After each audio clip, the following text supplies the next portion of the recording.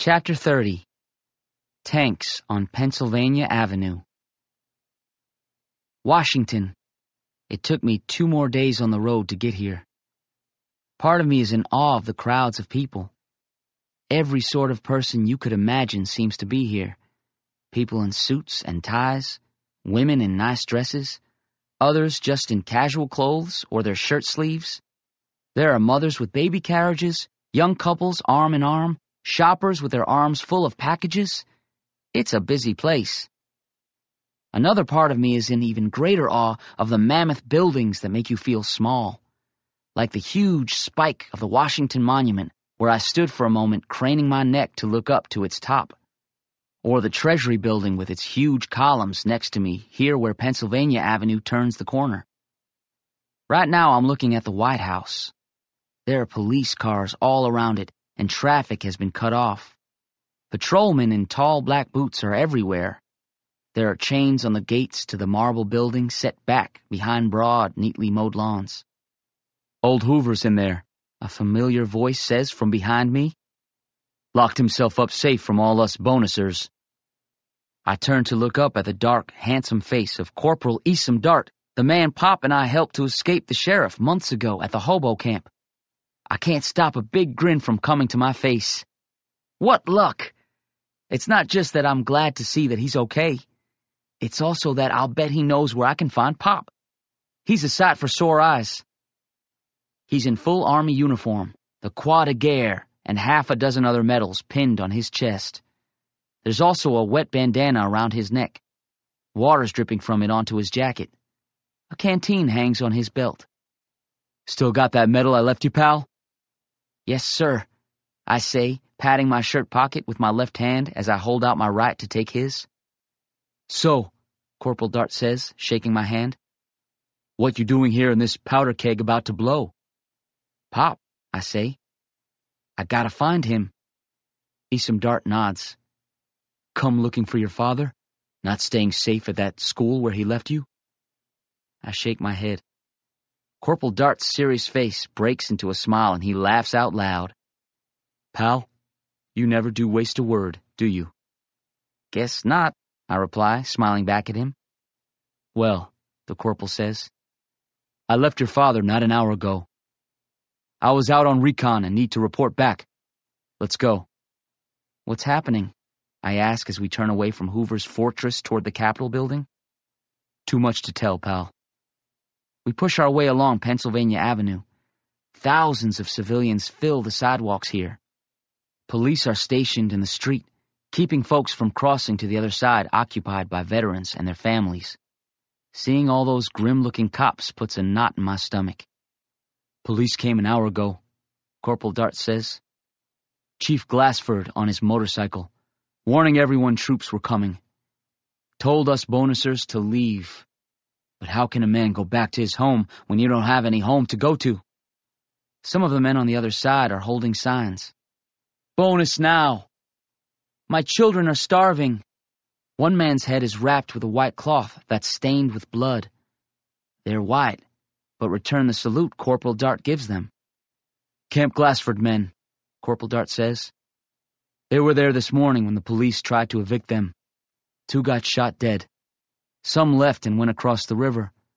That's where most of us, like your pop and me, have set up our billets. Over the Anacostia River drawbridge to Camp Butler.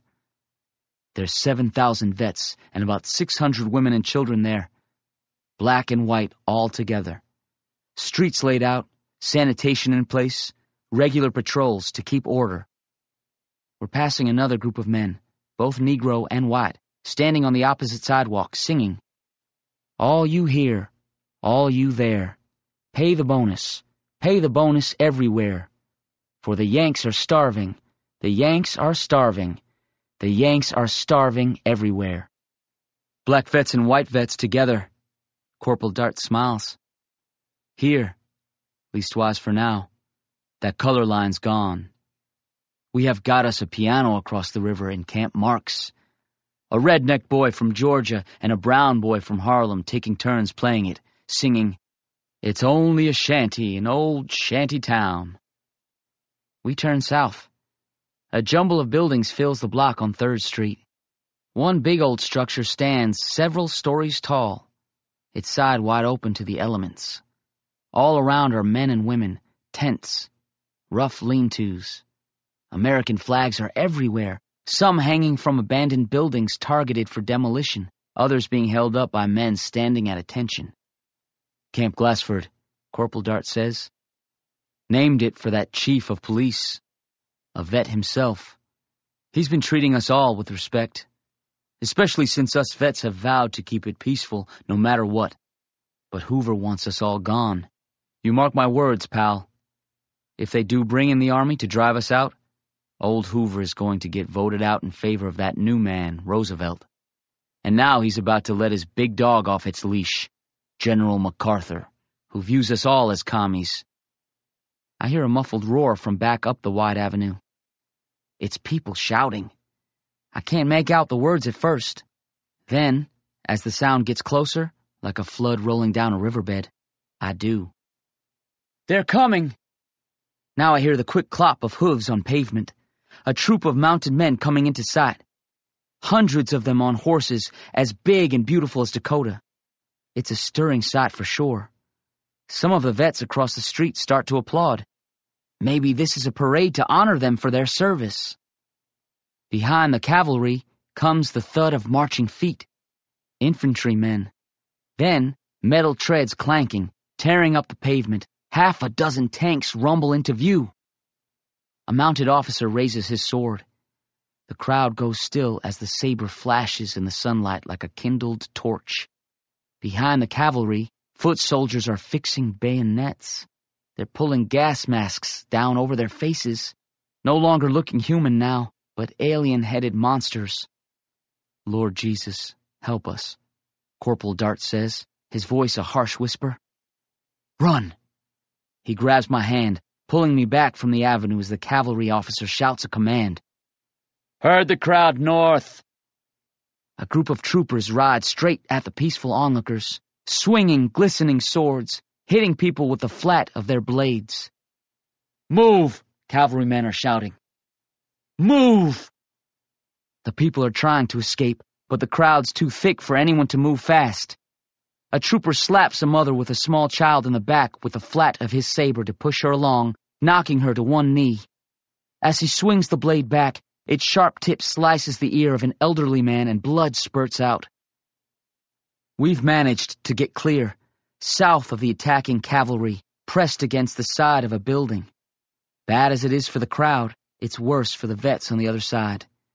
The men with gas masks are lobbing grenades into the Camp Glassford encampment. Vets are coughing, stumbling, falling back among the ruined buildings. Clouds of smoke rise as MacArthur's soldiers torch tents and rough-built shelters. In front of one wooden shanty, an American flag on a pole waves, the rising heat stirring it into motion before it, too, blackens and bursts into flame. The acid scent of tear gas reaches us, burning my nose, making my eyes water. Corporal Dart pauses to pull up his moist kerchief. He yanks a second one from his pocket, pours water on it from his canteen, and ties it over my nose and mouth. Pal, he says, we got to keep moving. Men and women who've escaped from the encampment are running all around us, hoping to find safety across the river in Camp Marks. The drawbridge over Anacostia is down. We pound across, not stopping to look back till we reach the other side. Crowds of coughing, crying people stretch all the way back to the distant Capitol. Smoke is veiling the Capitol dome and spreading out over the central part of Washington, but there's no sign of cavalry, soldiers with bayonets, or tanks. They must have stopped at Camp Glassford. You all right, Esom? A voice says from behind us. It's a tall, slender man with light brown skin. War zone up there. Corporal Esom Dart pulls down his bandana and coughs to clear his throat as the man passes me a kerchief to wipe my eyes. Alive, Corporal Dart says. Then he clears his throat. So far. This is Will Black's boy, Cal. Sir, I say, taking the man's slender hand. So they finally did it? He asks. Yup, Esom says. Here next, I suppose. I'm amazed at how clean and well-ordered everything is over here on this side of the bridge in what they're calling Camp Marks. There are all sorts of makeshift shelters, from tents and miniature bungalows made from scrap lumber to the boxes and barrels Gail told me about. Streets are neatly laid out and named. For some, life's going on as if everything was normal. Children are playing. Women are doing washing and preparing meals. People are sunning themselves. There's that piano I was told about. A young brown-skinned man is sitting at it playing a catchy song while folks, white and black, gather around listening. They don't know what's happened. But down on the bank of the Anacostia itself are men and women acting as doctors and nurses. They're binding wounds and washing the faces of bonusers near blinded by tear gas. Look, Corporal Dart says, pointing ahead of us. There's your father. His back is turned and he's 50 yards away, but I recognize him right off. He's standing with a group of men, a policeman with a lieutenant's bars on his uniform and several other DC police. They're all listening to a thin, square-jawed man wearing an officer-style uniform speak, his face angry. Camp Commander, Corporal Dart whispers to me. Captain Eddie Atwell. We're close enough now to hear what he's saying. We do not blame the municipal police department, he says. Your men have given us a square deal, but we blame the Army and the President. We have drawn a line at the bridge. The police lieutenant raises a hand. Now, Eddie, he says, MacArthur is not about to be turned aside. Once that son of a sea cook makes up his mind, doesn't matter how dumb it is, he is going straight ahead.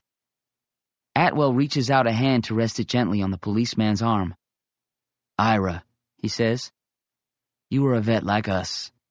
You know we're not Reds or criminals here. We've checked the papers of every man here at Camp Marks, and they are vets, every one. We've been asking for our due, peacefully.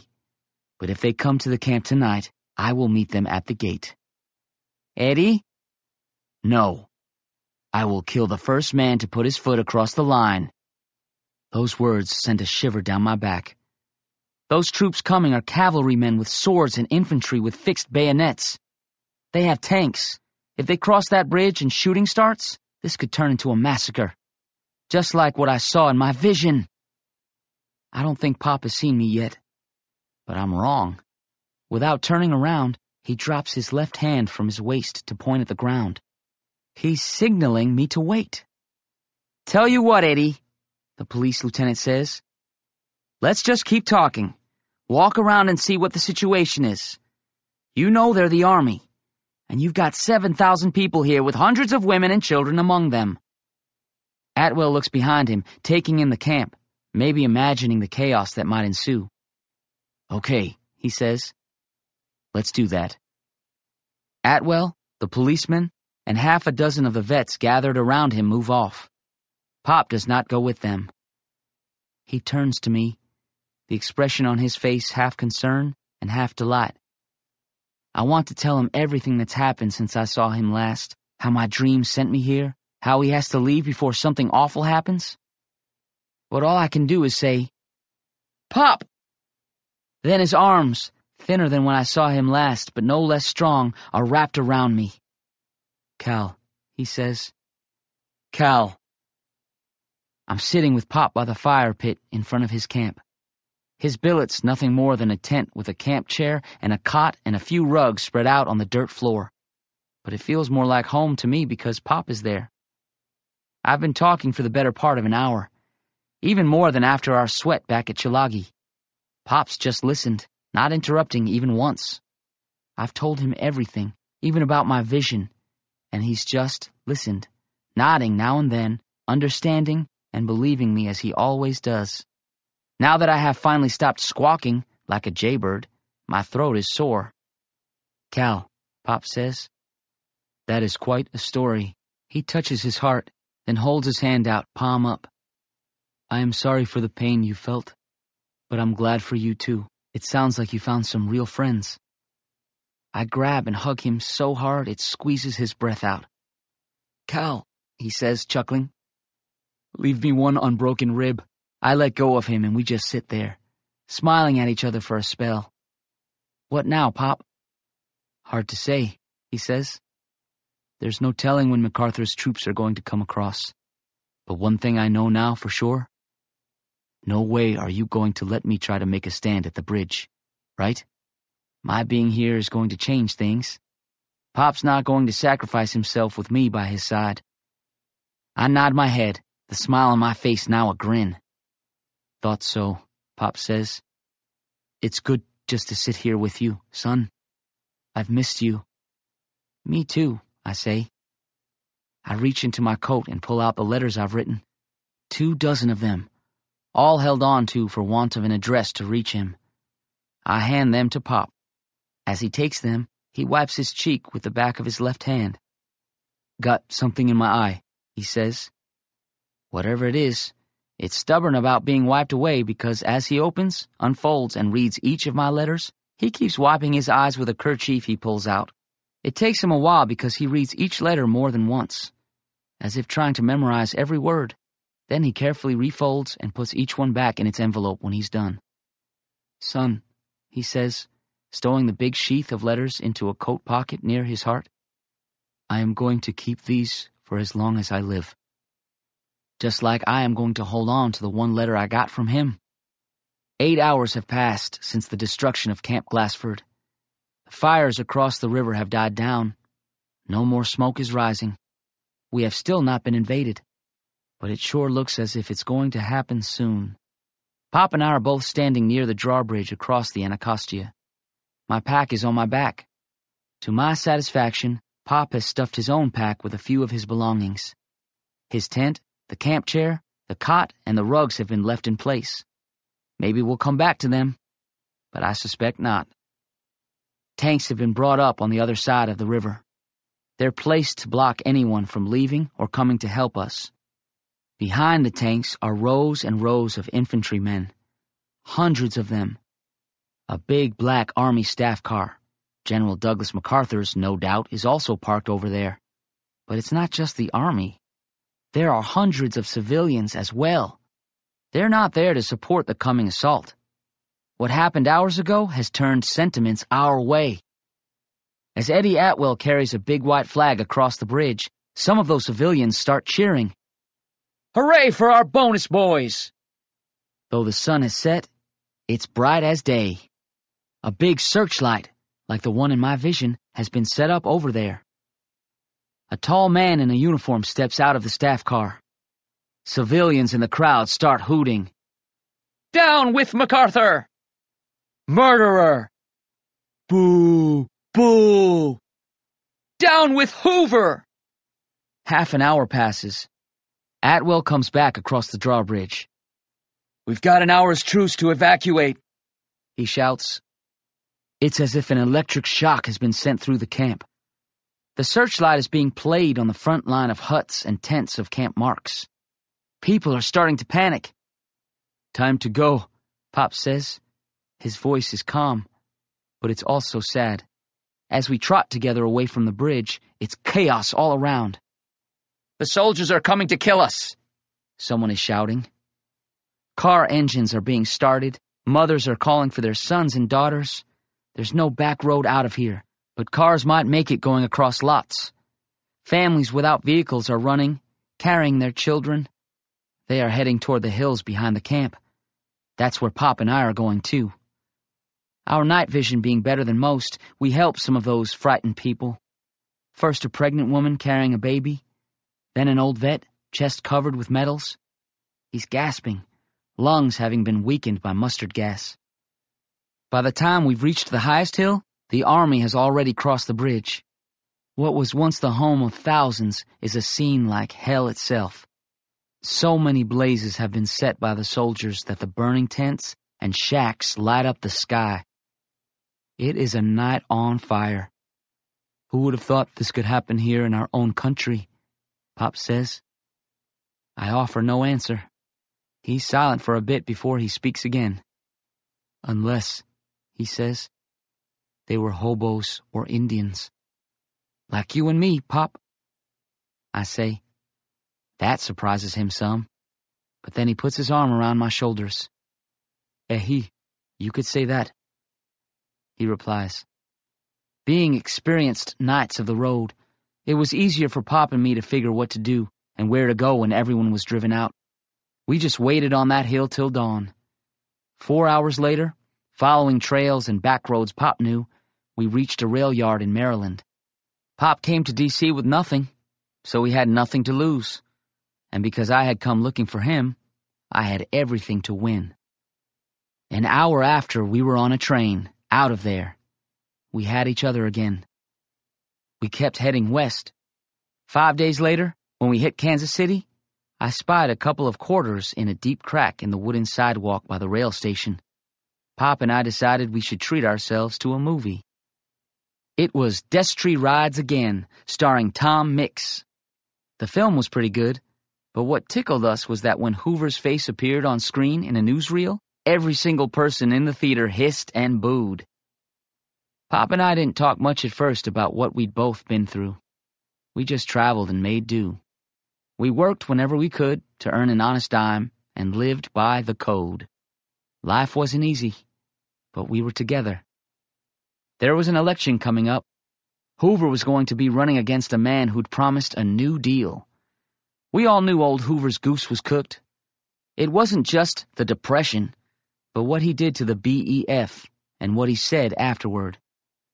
One day, as we sat around the fire in a jungle camp near Santa Fe, Pop looked over at me. "What now, son?" he said.